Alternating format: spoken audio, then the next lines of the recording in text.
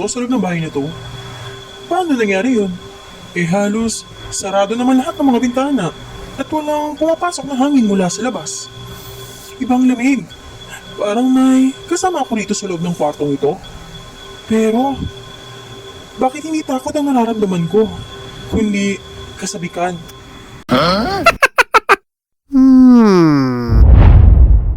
Ito ang naranasan ko nang napapasok ako sa isang antik na mansyon na binibenta sa akin ng butihin kong kaibigan. Magmamigrate na sila ng kanyang buong pamilya sa Singapore. Samantalang ako naman ay may balak manirahan sa Pilipinas matapos ang ilang taon ng pagtira ko sa Germany. Di bale, isa akong turista sa nasabing bansa dahil kasalukuyan palang inaasikaso ang approval ng visa ko para maging permanenteng residente na ako sa nasabing bansa. Ako nga pala si Georgino na taga Germany na nagpasyang manirahan sa bansang Pilipinas upang muling yakapin ang kultura na kinagisnan ko sa side ng nanay ko. Tama kayo. Isa akong half Filipino at half Germanian na desididong manirahan ng permanente sa bansang Pilipinas.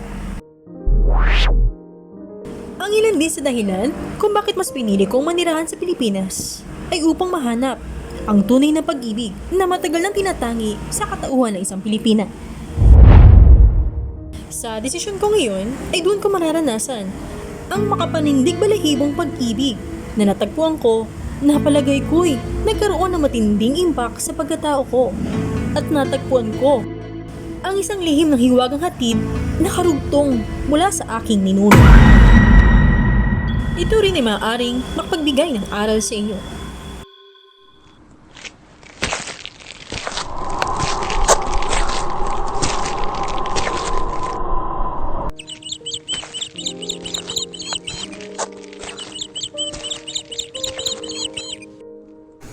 Grabe ang init ng panahon ngayon dito sa Pilipinas. Ay, hindi ko naman akalain na sa gitna pala ng kagubatan ang mansyon na binibenta ng kaibigan ko na si Brando. Si Brando talaga. Ay, ang daming tricks.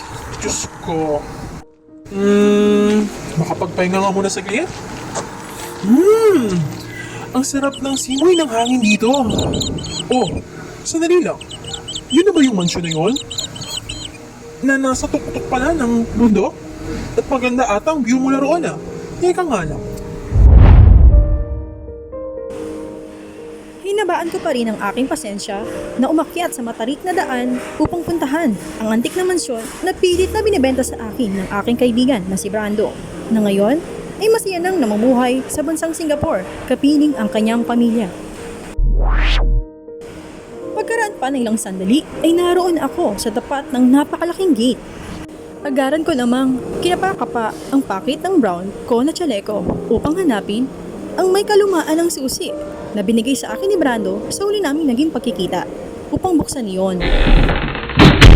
Sa wakas, nakapasok na rin ako sa loob at hindi ko na nga maiwasan na titigan ng todo ang kabuuan ng mansyong iyon. Pababa at pataas ang ginawa kong paghagod sa pagtingin sa antik na mansyon na iyon.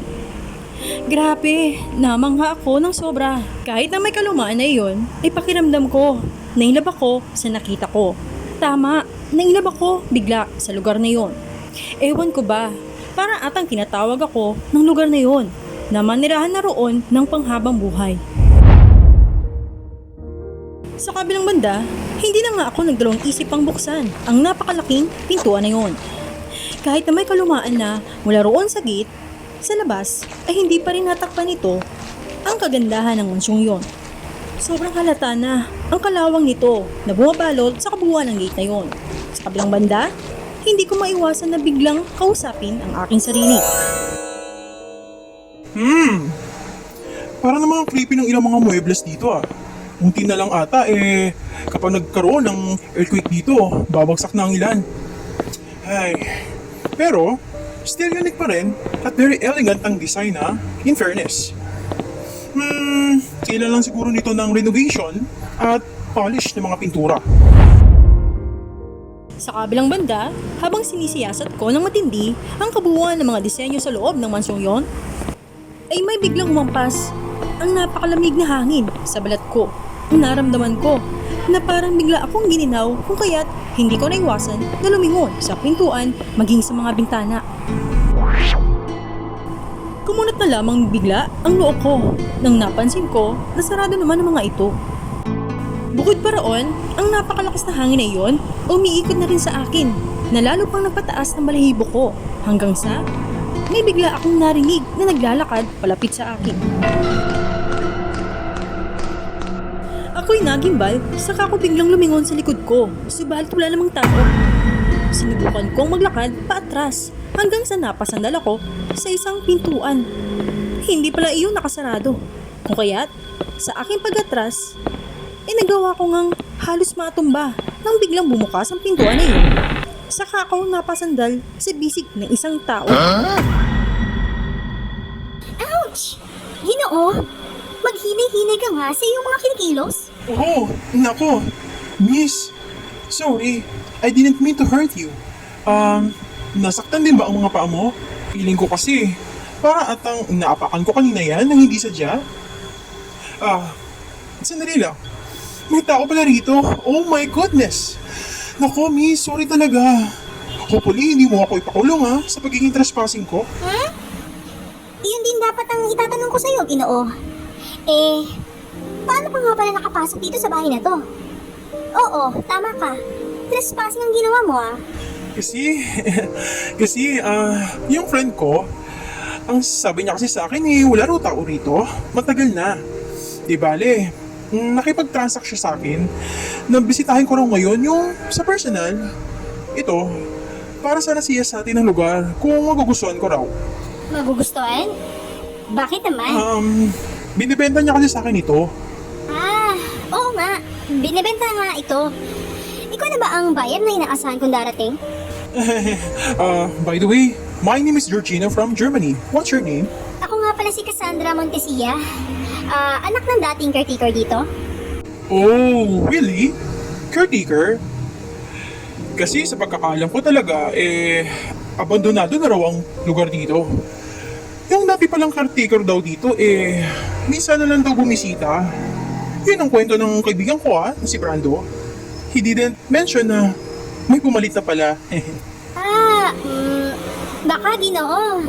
Nakalimutan niya lang. Don't worry, I'll going to mention it about you. Siya nga pala. Maiba naman tayo. So, ano sa tingin mo tungkol sa bahay? So far, very elegant. Napaka-classy ng design. And I think, parang naging first love ko ito sa ngayon. Kasi, bibihira lang ako makakita ng ganitong design dito sa lugar ng Pilipinas. Yun nga lang, kailangan ng kaunting renovation and polish pa. But don't worry, still maintain pa rin naman yung pagiging originality ng design nito. So, ibig sabihin, Ginoo, bibilhin mo na ba? Oh, just let me to think it more deeply pa. Kasi first time ko lang pumunta rito Wala lang po, naninigurado lang. Siya nga pala. Baka naman pwede kitang yayain na kumain naman sa labas. Yung malapit ba na restaurant dito sa inyo? Para naman mas magkakilala pa tayo ng mas maayos, hindi ba? Kung okay lang sa'yo, miss. Wow Ang bilis naman ata. First time lang tayo nagkakilala ngayon. Yaya ka agad ng date? Ganyan ba talaga ang kultura sa Germany? Ha? Ang seryoso mo naman, miss. Pwede bang casual date lang? Kasi for so many years, decade na ata. Ngayon lang kasi ako ulit nakabisita rito sa Pilipinas. Wala naman ako masyadong friend rito. Maliban lang kay Brando. Kaso hindi ba? Nasa Singapore na siya ngayon. For sure naman, kilala mo si Brando. Kasi connected sa family nila ang mansyon nito. Ha? Si Sir Brando ba? Oo naman. Kaso, hindi pa kasi kami nagkikita sa personal nun Pero, nakukwento naman siya sa akin nung nanay ko. Yung dati bang caretaker dito? Oh, I see. So, I guess, siguro next time na lang. Sa pagdalo ko ulit, I have to go na. Oh, wait. Do you have any Snapchat, Instagram, or any Viber, or anything na social media para naman may contact ka sa akin? Ha? Naku ho, Ginoong Georgino. Isa akong binibihing Pilipina na hindi mahilig sa social media. Wala ako ng lahat ng yan. Kahit nga cellphone wala ako nun Sadya lang talaga na simpleng tao lang ako. Oh no. Oh, really? You don't have it all? Kahit cellphone? Hindi ka ba gumagamit ng internet? Ha? Internet? Naku, Ginoo. Hindi naman kailangan ng internet dito Kasi nakita mo naman ang area dito sa amin. Medyo malayo sa Kabiasnan. At walang mga poste para sa connection ng internet. Kaya ko namang mabuhay kahit wala ang mga yan. Oh, really? Nakakamangha naman. How could it be? Naku naman, Ginoo. Napakadami mo namang tanong. Siguro baka may pupuntahan ka pa. Sige na, at sa susunod na lang ulit. Baka kasi gabihin ka pa sa daan. Wala pa namang connection ng Meralco dito sa bahay na to. Di bale, matagal nang naputulan Ha? Malalim ang aking iniisip habang ako'y bumibiyahe sa gitna ng daan, pabalik sa aking tinuluyang hotel. Hindi mawala sa aking isipan ang mga napag-usapan namin ni Cassandra na isang misteryosong babaeng aking nakilala sa loob ng mansyong iyon. Nang nakarating na ako sa nasabing hotel sa isang Manila, ay naisipan kong tumambay muna saglit sa lobby area. Sa aking pamamalagi ng ilang saglit, ay umago sa aking atensyon ang mga dyaryo at magazine na nakasalansan sa ibabaw ng lamesa na nasa aking harapan. Sa akin naman dinampot ang isang dyaryo roon. Ewan ko ba, pero para atang nahalina akong basahin iyon upang alawin ang aking sarili sa pagkaboredom. Sa gitna ng aking pagbabasa ay umago sa aking isipan ang isang balita ukol sa isang bahay na binebenta na natagpuan ko sa dulhan ng dyaryong iyon. Teka, kala ko ba exclusive lang for me ang offer ni Brando ukol sa pagbebenta ng masyon nila? Na-i-feature na pala iyon sa dyaryo. For sure, dadami na yung mga magiging buyer na yun Nice! Trigger talaga yung loko-loko na yun Oh, sandali lang. Lumang taon na pala ito, since last year pa to Bakit naka-display pa rito sa lobby? Nahalina akong basahin ang kabuuan ng balita ukol sa pagbebenta ng mansyon nila Brando. Ngunit sa dahilan ng nasabing balita ay may natuklasan ako na hindi ko talaga mawari kung iyon ba ay may katotohanan o kasian lamang ng ilang mga reporters na may intensyong sirain ang magandang reputasyon ng nasabing mansyon. Teka, ano ito? May katotohanan ba talaga ito? Ibig sabihin ba na haunted house ang mansyon na yun?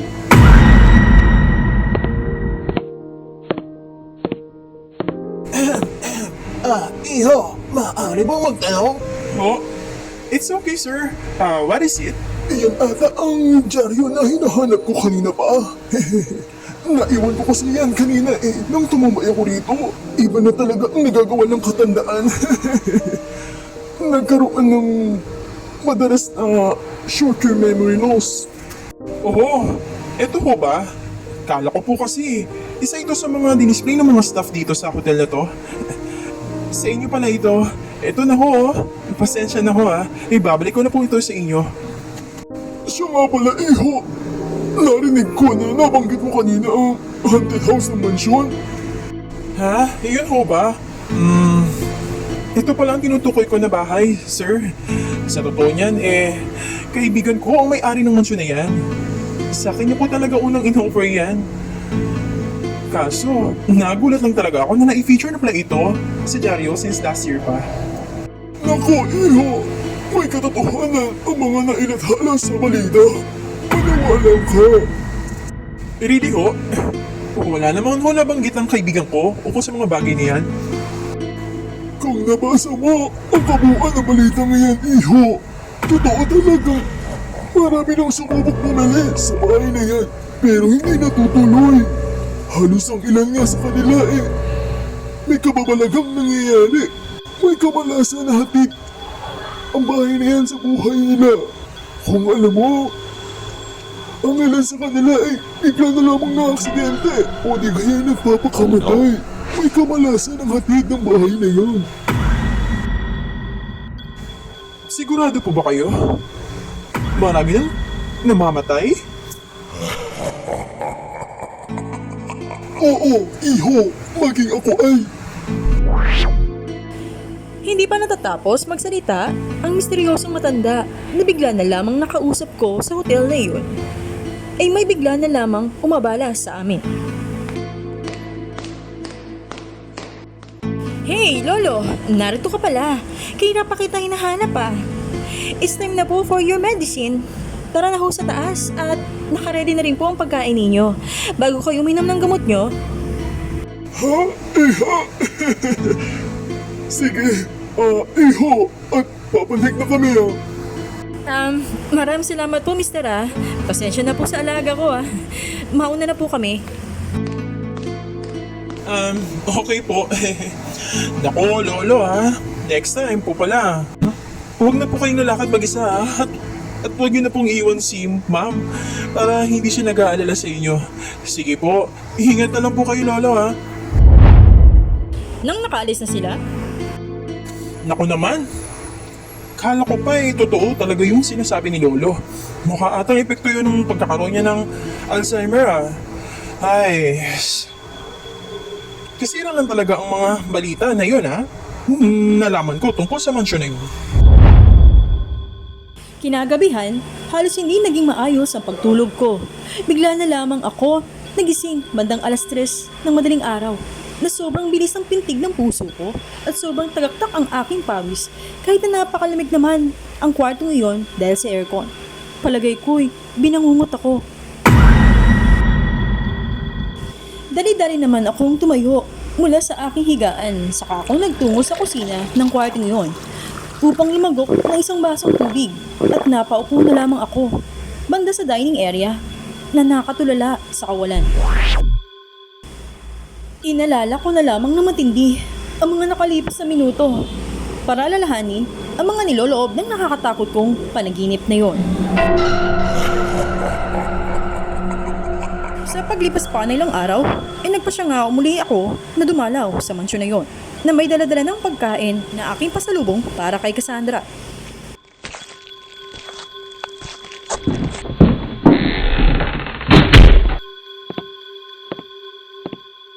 Hinanap ko siya sa buong paligid ng bahay na yon, subalit hindi ko siya natagpuan hanggang sa umabot ako sa likod bahay ng mansyon yon.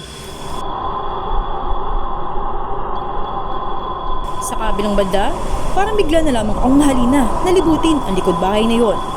Halos malawak pala ang kinasasakupan na espasyo roon at halos kagubatan na ang lugar na yon.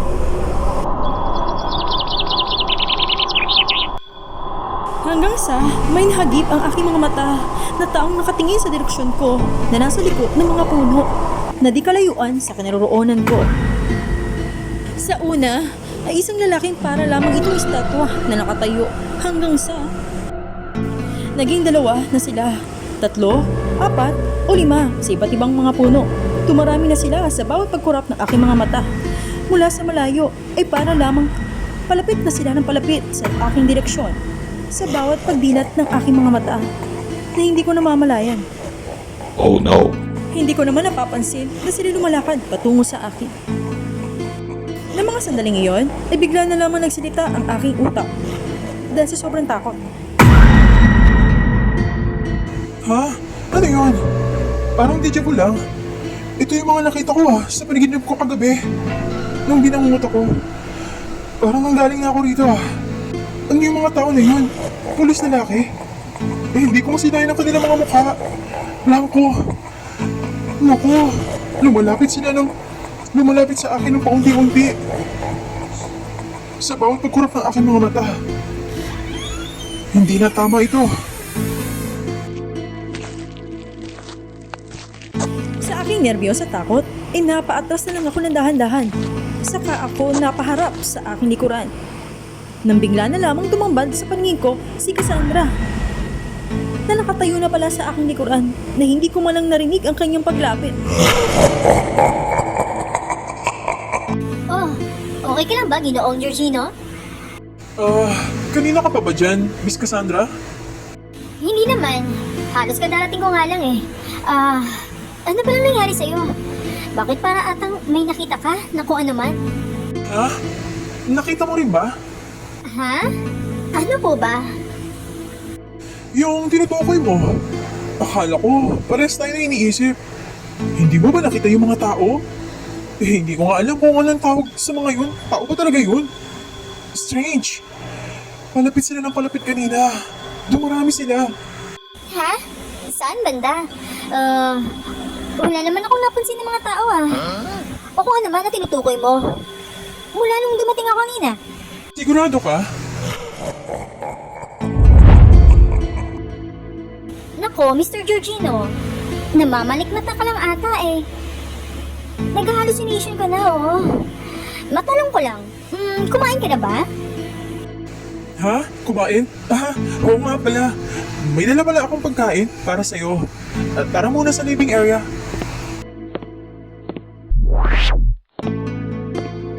Nang nakarating na kami sa living area, Para pala sa'yo, Miss Cassandra. Kasi for sure, kung yayain nila kita na kumain sa labas, hindi ka na naman siguro ulit sasama. Kaya ako na lang ang nagdala ng pagkain dito para sa'yo. Ang sweet mo naman, Mr. Georgino. Maraming salamat sa inihando mo Sigurado ka ba na wala kang nakita kanina? Ang weird naman. Ang weird talaga ng mga kinikilos mo, Mr. Georgino. Pasensya na Kaso, wala talaga akong nakita eh. Okay, sige. Let's move on na nga. Saan na nga pala nakatira rito, Miss Cassandra? Ako? Diyan lang sa malapit. Maaari ba kitang madalo ng madalas sa inyong bahay? Ha? Dalaw? Bakit naman? Hindi ba pagdalaw na nga itong ginagawa mo ngayon sa tuwing nagpupunta ka rito sa mansyon? Wala lang. I just want to see you more often. Kung okay lang sa'yo. Ha? Dito na lang tayo sa mansyon magkita. Ganun din naman eh. Halos ito na nga rin ang pangalawang tahanan ko. sa paglipas pa ng ilang linggo, hanggang umabot na nga ng buwan ng aking naging bakasyon dito sa Pilipinas, ay ganun din katagal ang pagkakakilala namin ni Cassandra. Hindi ko na nga namalayan na para bang napaibig na pala ako sa kanya. Dahil sa kakaiba niyang mga katangian na malayong malayo sa mga modernong babae na nakilala ko sa bansang Germany. Nasabi ko na lamang isang araw sa aking sarili na natagpuan ko na ang babaeng magiging rason ng aking inspirasyon sa araw-araw. Hanggang isang araw ay nagpa siya muli akong dumalaw sa mansyon para magtapat ng aking pag-ibig para sa kanya na may daladalang isang napakalaking bouquet ng pink na rosas at mga pagkain. Habang nag-drive ako patungo sa mansyon, ewan ko ba, bigla para atang nagkaroon ng aberya ang aking sasakyan. Saka ako napahinto sa gitna ng daan. Sa huli, ay nagpasya na lamang akong bumaba mula sa aking sasakyan at sinimulan ko na nga ayusin o kumpunihin ang makina nito. Sa kabilang banda, kung busy ako sa pag-ayos ng makina nito, ay bigla na lamang akong naramdaman na tila ba para may nakatayo sa gilid ko. Saka ito nagsalita. Matindi ba ang sira? Oo. Naku kuya, ginulat mo naman ako. Oo nga eh. Mukhang matatagalan pa ako sa pagkukumpuni nito. Kung hindi ito maayos, baka kumontak na siguro ako ng hahatak ng sasakyan ko. Hindi ko lang alam kung may signal ba rito. Hayaan mo sana akong ayusin ang sasakyan mo, Ginoo. Sigurado po ba kayo, kuya? Ang weird ng araw na yon. Para atang may biglang isang anghel ang sumaklolo sa akin. Nang may isang lalaking matanda, ang bigla na lang sumulpot sa harapan ko. Saka ako tinulungan sa aking problema, sa aking sasakyan. Halos, inikot ko na ang buong paligid na kinaroroonan ko. Subalit, wala namang katao-tao na dumaraan doon. Mula pa na mga nagdaang sandali. Kung gaya't, malaki ang aking pagtataka kung bakit hindi ko na lamang napansin ang paglapit nito sa akin. Pagkaraan pa ng ilang sandali. Ginoo, ayos na. Maaari mo na siyang paandarin. Naku, maraming salamat po kuya sa tulong na ginawa mo. Siyempre, dahil dyan, may gantimpala po kayo. Ito ho, tanggapin niyo po sana itong pagkain na to. Para po sana ito sa liligawan ko.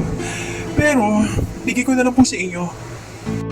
Nako, maraming salamat, iho Pero hindi ko matatanggap yan. Huwag ka na mag-abala. Okay lang ako. Ang tayo ko lang sana bumalik ka na sa hotel. Huwag ka nang babalik dito. At huwag mo na ituloy ang binabalak mong pagtatapat kay Cassandra. Para yun sa ikabubuti mo, iho. Hanggat may oras pa. Umalis ka na. Huwag mo nang ipahamak ng sarili mo. Hindi mo pa siya lubutang kilala.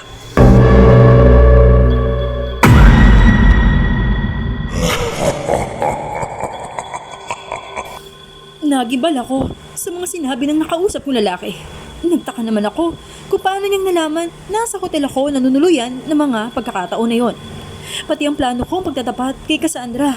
Sa araw na yon, ay bigla niyang nahulaan. Gayon din ang pangalan nito. Hindi ko naman naiwasan na lumingon sa aking ilalim. At nung muli ko siyang lingunin, ay bigla na lamang siyang nawala sa aking paningin. Sa kabila ng nakakakilabot na karanasan na yun at ng banta ng aking nakilala na matandang lalaki, ay tinuloy ko pa rin ang aking plano na magtungo kay Cassandra sa mansyon na yun upang magtapat ng aking pag-ibig. Wow! Napakaganda naman ng mga dila mo ngayon. Napakatingkad ng kulay ng pink na roses na yan. Para pala sa'yo, Miss Cassandra. Ha? Totoo? Nako, salamat dito Napakarami namang pagkain ang dala mo. Siyempre, napaka-importante kasi ng araw na to para sa akin. Right after this, I just want to celebrate together with you. Bakit? Anong meron? I just want to go straight forward to the point.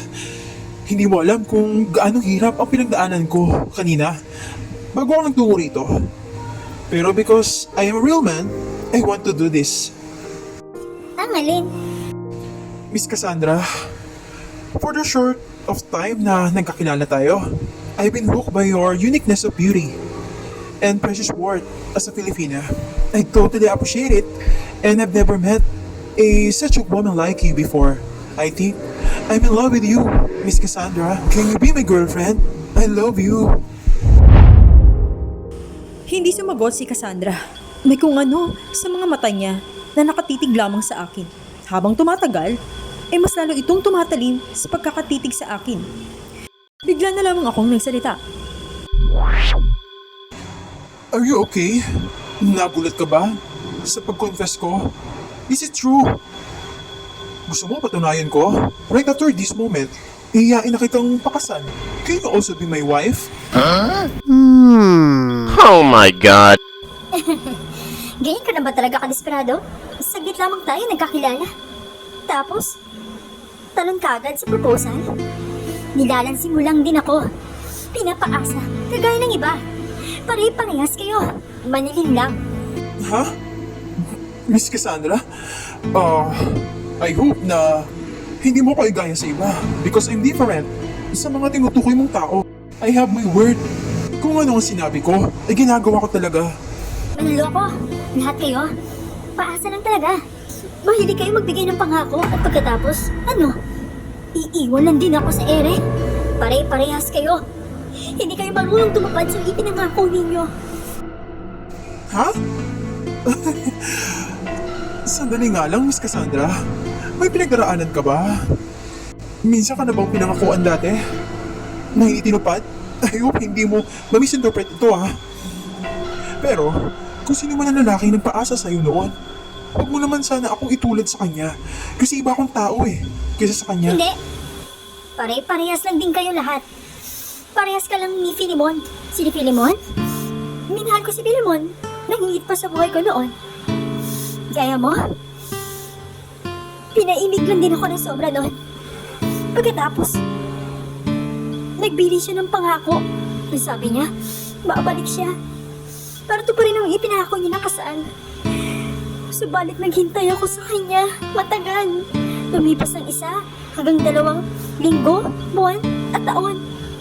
Kaso, walang Filimon na dumating. Pinaasa niya ako. Paasa. Pare-parehas kayo. Manloloko. Pare-parehas kayo.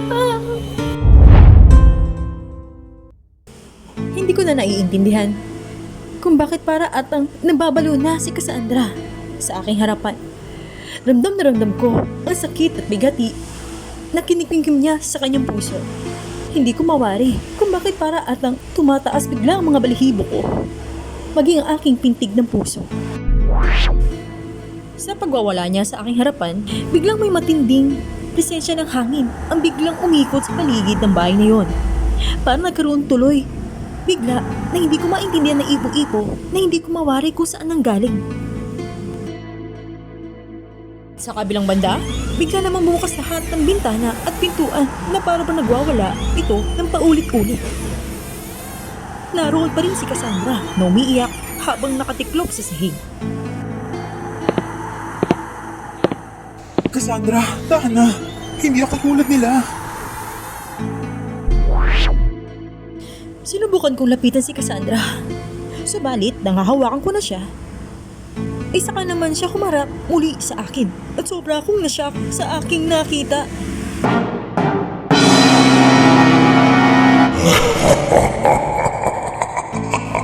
Lumuluhan na siya ng dugo. Namumula na rin ang kanyang mga mata. Umaagos, to ng tuloy-tuloy. Sa kanyang bismi, pabagsak sa sahig. Kumukulubot na rin ng paunti-unti ang kanyang mukha. Maging akbuan ng kanyang itsura. Kasabay, napagputi ng kanyang mga buhok. Hanggang sa nagmistulan na nga siyang isang matandang kukluban. Nagulat ako sa aking nakita.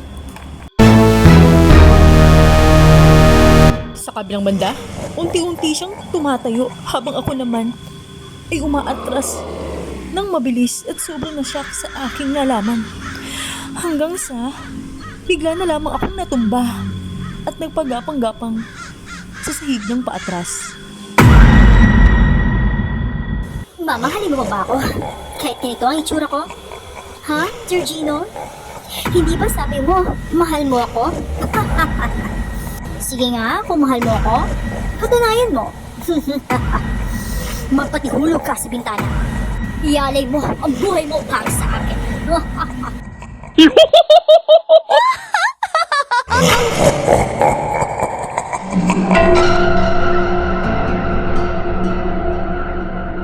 Samahan mo ko hanggang sa kabilang mundo. Ibigay mo sa akin ang buhay mo. Halos hindi na ako makapagsalita. Sobra akong natatakot sa aking nalaman ukol sa kanya. Isa pala siyang demonyo. Ligaw na kaluluwang hindi matahimik sa mansyon na yun. Palagay ko'y yung nabasa ko noon sa diaryo na dating senyora na lola ni Brando na namatay sa mansyon na yun ay dahil sa depresyon at sakit kung kaya't siya siguro nabumulto sa lugar na yun. At si Cassandra ay isa lang. Tunay nga na isa siyang kaluluwang hindi matahimik dahil sa isang pag-ibig na napako. Nagsimula na nga maglakad ng dahan-dahan si Cassandra na ngayon nga ay nakalutong na sa ere malapit sa aking kinaroroonan. Habang lumuluwa na rin ang dalawa nito mga mata na parang isang kandilang natutunaw. Kasabay, paglagas ng kanyang mga mapuputing buhok na para bang may isa itong kanser. At lumalabas na nga ang tunay na estado ng kanyang mga balat na para bang naagnas na ito. Sa kanyang paglapit ay halos tuloy-tuloy pa rin ang aking paghapang paatras hanggang sa hindi ko na nga namalayan na naroon na pala ako sa dulo ng hagdanan. Isang pag-atras na lang ay posible na akong gumulong pababa. Halos sa mga sandaling iyon ay naliligo na rin ako sa sobrang pawis. Hindi ko na nga alam, wala na ako sa sarili ko. Pakiramdam ko ay kaharap ko na si kamatayan para ako'y sunduin. Hindi nga ako nagkamali hanggang sa tuloy na nga akong nalaglag sa hagdanan. Ang nagpagulong-gulong ako hanggang sa may isang hiwaga ang nangyari sa akin na para bang may isang sino man ang sumalo sa akin mula sa dulo ng hagdanan. Bago ako tuluyang mawala ng ulirat, nasilayan ko pa ang mukha ng lalaking sumalo sa akin. Namukhaan ko yun. At nagtaka ako kung kung paano siya nakarating doon. Siya yung matandang lalaki na tumulong sa akin sa pag-ayos ng nasira kong sasakyan sa kalsada ng umagang iyon bago ako nagtungo sa mansyon na iyon. Yo, huwag kang mag-alala. Narito na ako. Ligtas ka na. Salamat ako ng marami.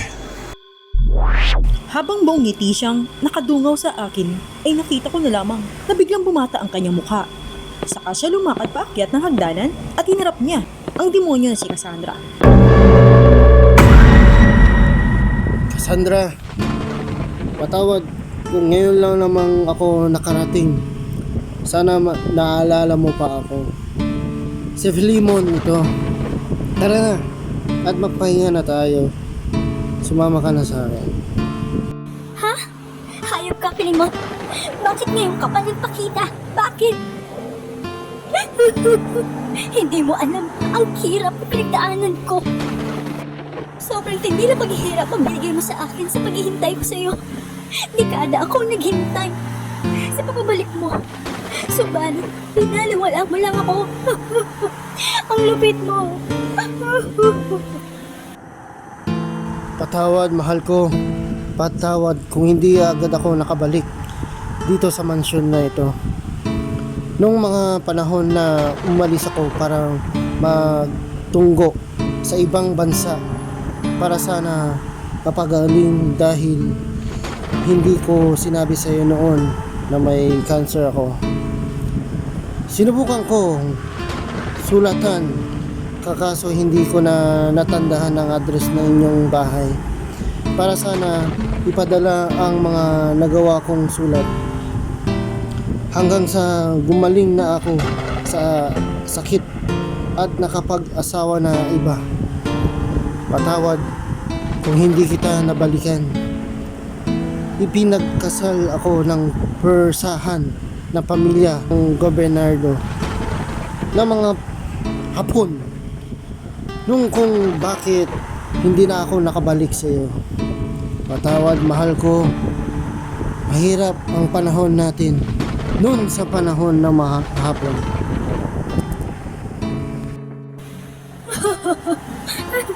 Kung alam ko lang, sana nagka-cancer ka noon, di sana sumama na lang ako sa'yo noon sa pagpunta mo sa Japan. Sana hindi tayo nagkahiwalay, mahal ko. Patawad sa mga nagawa ko. Marami ang nasawi dahil sa aking paghiganti. Patawad. Okay lang yan, mahal ko. Tara na at sinusundo na kita. Mula ngayon, hindi na tayo maghihiwalay sa kabilang mundo. Ewan ko ba, para atang nanonood ako ng isang teleserye sa mga oras na yon. Siya pala si Philemon na lalaking sobrang minahal noon ni Cassandra. Sa kabilang banda, nakita ko na lamang na biglang bumalik sa dati nitong ganda si Cassandra kung paano ko siya nakilala noon. At nagpalit bigla ito ng kulay ng damit na kulay puti. Gumaan na bigla ang aura sa lugar na yon. Saka sila sabay na ni Philemon na maglakad pababa ng hagdanang iyon habang nakangiti parehas hanggang sa nakarating nga sila sa may pintuan ng mansyon na yon at bigla na lang silang tumagos sa pintuan. At nakita ko na lamang sila na nawala na ng parang bula at doon na nga ako nawalan ng malay. Pagkagising ko, nakita ko na lamang aking sarili na nasa loob na isang hospital. Sa paglingon ko sa aking kanan ay nakita ko na naroon ang umiiyak ang aking ina. Laking gulat ko na lamang kung paanong nangyari na nasa Pilipinas siya. Gayong hindi naman ito nagsabi na uuwi siya. Bigyan na lamang ito nagkwento na kaya siya naroon ngayon para bisitahin ang puntod ng aming lolo na ama ng mother ko. Death anniversary pala ng araw na iyon ng aking lolo. Kaya napauwi bigla ang aking ina para sana sundin ang kahilingan ng aking lolo. Noon pa, na kung sakali man daw matagpuan ang mansyon na pag-aari na nagngangalang Cassandra Montesilla ay puntahan daw ang bahay na iyon para iabot ang paborito nitong bulaklak na kulay pink na rosas kasama ang kanyang larawan. Saka daw i-display sa tabi ng kanyang larawan sa loob ng bahay na iyon. Bilang tanda na nagbalik na siya. Hindi nga nagtubili ang aking ina na iabot ang larawan na iyon aking lolo sa akin na tinutukoy nito sa akin. Lalo pat nang nalaman niya na may balak akong bilhin ang mansyon na ino-offer sa akin ni Brando. Nasakto sa misyon na binigay sa kanya ng aming lolo. Sa paglabas ko ng hospital na yon, ay magkasama kami ng mother ko. Nabisitahin muli ang mansyon na yon at sa paghalongkat namin sa loob ay natagpuan ko ang isang napakalaking larawan na nakatambak lamang sa isang storage room. Nalarawan ng babaeng nagangalang Cassandra Montesilla. Saka naman, namin iyon i-display sa loob ng isang exhibit room na magkasama ang larawan ng aking lolo na si Filimon San Diego at ni Cassandra Montesilla. At dito na nga po nagtatapos ang ating isinado lang short horror story.